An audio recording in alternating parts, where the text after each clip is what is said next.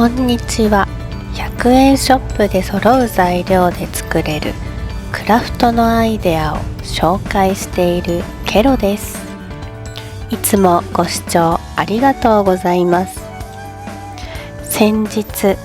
コロナに感染しました。今頃ですが、初めて感染したコロナ、とてもきつかった。すでに感染した方が喉の痛みと咳がずっと出ると言ってましたが、これかって感じで、今まで感染しなかったのが奇跡に近いのですが、気を抜いた頃にやってくるというのは本当ですね。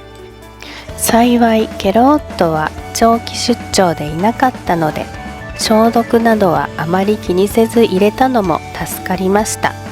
回復してから感じたのは、毎日普通に掃除して洗濯して料理して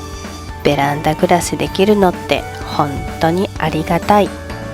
いつもは一日があっという間で、これもしたかったのに、あれもしたかったのに